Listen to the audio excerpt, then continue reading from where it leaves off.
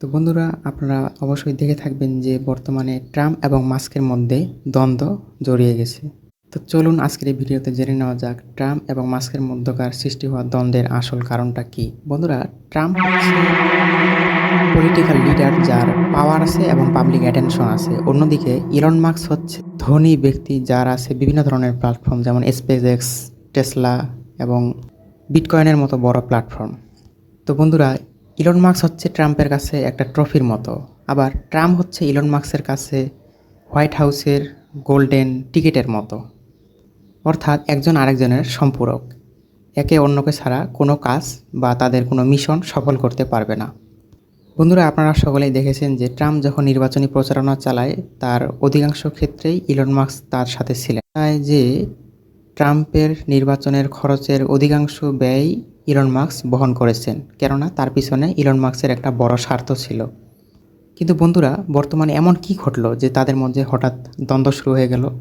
এর মূল কারণ হলো একটা বিল, যার নাম হচ্ছে ওয়ান বিগ বিউটিফুল বিল, যেটা ট্রাম্প প্রকাশ করেছে, আর এটা ইলন মাস্কের জন্য হয়ে উঠেছে ওয়ান বিগ বিট্রেয়াল বিল।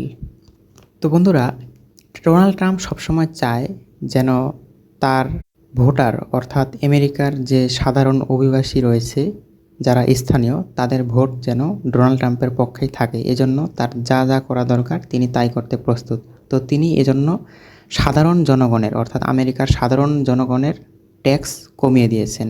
এর কারণে সরকারের আয় কমে গিয়েছে। তো সরকারের আয় ঠিক রাখার জন্য ডোনাল্ড ট্রাম্প প্রথমে ট্যারিফ ঘোষণা করেছেন, যার কারণে দেখা যায় যে চীন, ভারত সহ বিশ্বের অন্যান্য দেশ যেগুলো আমেরিকার সাথে আমদানি রপ্তানি বাণিজ্য করে, সেই দেশগুলোর উপর আমেরিকা একটা বড় অংশের ট্যারিফ অর্থাৎ কর ঘোষণা করে, কিন্তু সেটা পরবর্তীতে বাস্তবায়ন করা সম্ভব হয়নি। তো বন্ধুরা, ডোনাল্ড ট্রাম্পের এই মিশনটি যখন সফল হলো না, তখন তিনি আমেরিকার যারা স্থায়ী আদিবাসী বা স্থায়ী জনগণ না, তাদের ইনকামের উপর ট্যাক্স বসাতে লাগলেন, 5% ট্যাক্স।